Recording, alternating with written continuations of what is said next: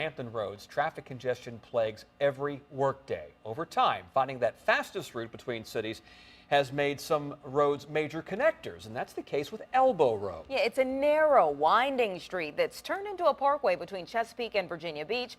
Drivers in the city both feel it's turned dangerous, and finally something is being done about it. 10 on your side's Matt Gregory has more on this detour from danger. Matt? Yeah, officials from the city of Chesapeake say Elbow Road predates the city itself. It's an old rural road in the modern era. Chesapeake began this month with a project to upgrade the road. Now, one driver I talked to says he's one of the dozens over the last few years who share his story. A normal drive home gone completely wrong.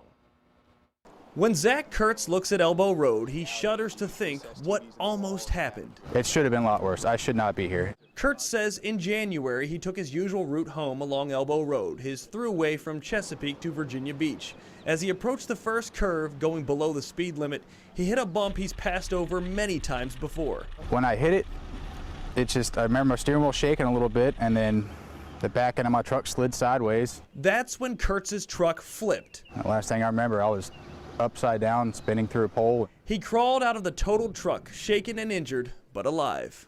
You know, what's the issue here? Is it me or is it the road? Kurtz isn't alone. Reports from 2012 to 2014 show close to 40 accidents happened on Elbow Road, including one fatality. It's a roadway that over the years we've had an accident history. Inside Chesapeake's Traffic Management Center, we spoke to Earl Sorey, the city's Assistant of Public Works. We monitor those accidents. We've identified the accident trends, and the project that is under construction right now is really a countermeasure to those accident trends that we've observed. Late in March, the city broke ground on a project that not only straightens the curves, but widens the road. The night of Zach's accident, Elbow Road at the curb was 19 feet across. When the project's over, the road's going to be wider, almost 10 feet, all the way to 30 feet wider. The city kind of grew up around those roads, quite honestly, and they were perhaps to the standard that existed at that time when they were constructed, but they're far below today's standards. Sorey says Elbow Road grew as a connector out of necessity, not by design. The new design has taken the city several years to develop. There needs to be time for analysis, time for design.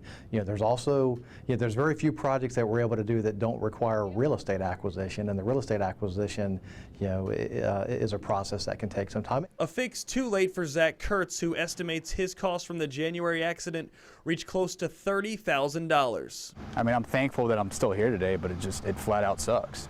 It's a hard thing to recover from. Financially, emotionally, time heals everything. The total cost of the project comes in just under $2 million. Elbow Road is closed to through traffic until the project ends in September. Matt Gregory, 10 on your side.